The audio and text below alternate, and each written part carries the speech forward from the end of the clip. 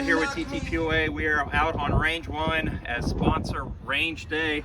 One of our instructors that have volunteered to be out here, one of the most accomplished competitive shooters in the world right now. I have with us Mr. Ben Stoeger. Been talking with him. He watched the competition shooting one day, thought it would be cool. Went out there, started doing it himself. He's been doing it for the last 20 years and he's been very, very good at it. Probably one of the most successful competitive shooters. But you know, talk is cheap, right? So when you watch him shoot, though, he can back it up all day long. So I'm going to turn it over to Ben. Ben's going to talk about some of the things that make him successful in competition shooting. But I strongly recommend, if you haven't been to one of his classes, or you have, you know to go, I recommend signing up for Ben's classes, going to his training. He'll be teaching here at the conference. Without further ado, Ben, thank you for being here. Great to be here. Yes, sir. Hi, I'm Ben Stoeger. I'm a competitive shooter. So what I do, so you take a little scenario like this, some walls, some boxes on the ground you're supposed to shoot from, make that a lot more complicated, and then shoot it for time. That's the kind of thing that I get up to. And I've been doing that for about 20 years, and teaching, of course. So what I really like about competitive shooting, or the way that I approach it, is you look at, you know, the type of scenarios we have with different targets, different target distances, all that kind of thing, and you break apart each little piece and learn how to do it, you know, kind of as good as a guy could do it. I kind of look at it that way.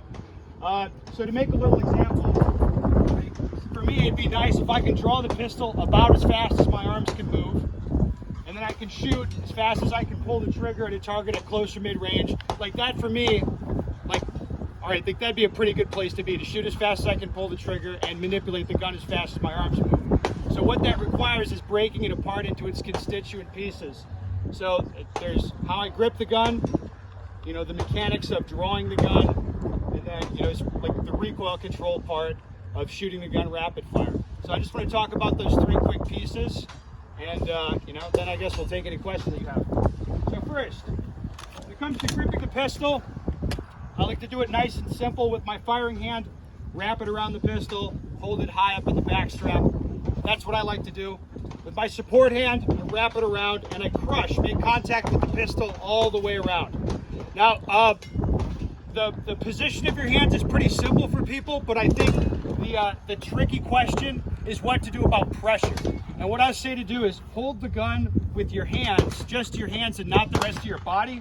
And with your firing hand, you just hold the gun. With your support hand, wrap it around and crush. So I think about it like I'm doing my fire control with my firing hand and my recoil control with my support hand.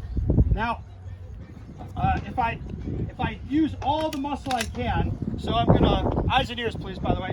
So I'm gonna use all of my body that I possibly can. I'm gonna flex my pecs, my back, my arms, everything. I'll use every bit of muscle I have. You can see the pistol barely moves as I shoot it.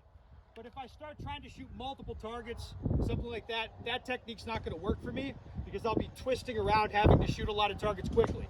So what I tell people to do is relax everything and just hold the gun with their hands. And now you can see the gun bounces up a little bit more in recoil, but it's coming right back down to the spot that I'm looking at. It's not moving around a whole lot. So I look at that and be like, yep, that the way that I'm holding the pistol, that's probably going to work for me. Even though I'm not fighting it a whole lot, I don't feel like I'm putting in a lot of effort, but that's going to work for me, you know, very well in a competition setting. Now, as far as how to do recoil control with the pistol, this might sound a little bit odd, but I'm going to tell people to do it with their eyes.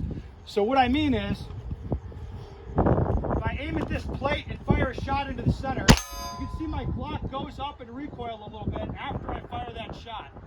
Now, to bring my Glock down from here to here doesn't really take that much force.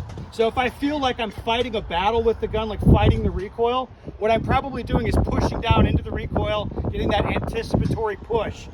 All right. So instead of doing that, I say, hey, just control the recoil with your eyes, which sounds kind of weird, but it works. So I'm just going to keep looking at the spot I want to hit, and the gun will keep steering back to that spot without much apparent effort on my part. Again, I'll just keep looking at the spot, and the gun goes straight back to it. You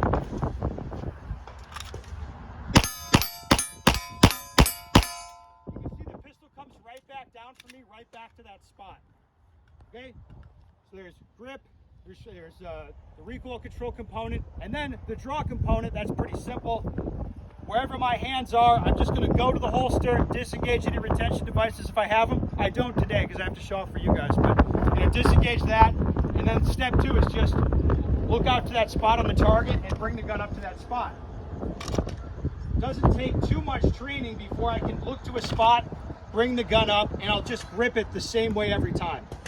So you go, taking 3 constituent components for a simple drill.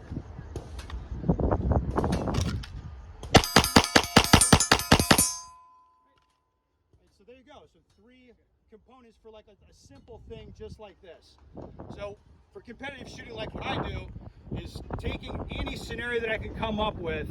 You know, the targets are moving, the targets are this distance, I'm moving, the situation, like whatever it is, figuring out what I want to do as far as technique, and then figuring out a way that I can practice it. So I have a few practice tips that might sound a little strange, but give them a try. I think they'll work well for you. So number 1, if you come to my class, we're going to be correcting problems at speed. So I'm going to have you go fast, and then when you start making mistakes, like my solution's not going to be like, hey, you need to slow down and get your hits, or hey, slow down and just really stare at your sight. Like that doesn't really solve the problem as far as I'm concerned. So I'm a big fan of fixing issues at speed. So I don't really penalize people for making mistakes. As long as we can see and understand what they're doing wrong, I don't really stigmatize misses. Which is, you know, that's a little bit of a strange point of view, of course. Another thing to point out, especially if you're doing your dry fire, which I think you should definitely do if you want to get really good. If your dry fire looks good, like you're doing dry fire and you always assess it as correct, or it always looks right to you, that means you're not doing your dry fire right. So what I mean is, if you're not recreating or seeing the mistakes that you make when you shoot live ammo, when you're doing your dry fire, if you're not simulating those mistakes, you can't fix them. Okay, so that's another thing to keep in mind. Finally, it's really important to practice regularly, like once a month, shooting like 300 rounds or whatever. That doesn't do that much. Like a daily dry fire regimen, like 10 minutes a day, 5 minutes a day is way, way better than once a month for practice. Anyway, that's all I've got time for now, I think. So, yeah. Ben, thank you so much. Hey, come to my class for more. Come to this class. 4 books, right? 5. How many books have I written? I think 8. I don't. That's how many books he's got. But check out his classes. Hey, 2 o'clock, we've got a live demo down the range. Stay in one Armory for running this competition event. Come on out. Ben will be here all week. Pick his brain. He'll be hanging out for the next few minutes. So please, a wealth of knowledge. Thank you again. Check you guys out. It never knocked me out, but I'm still holding.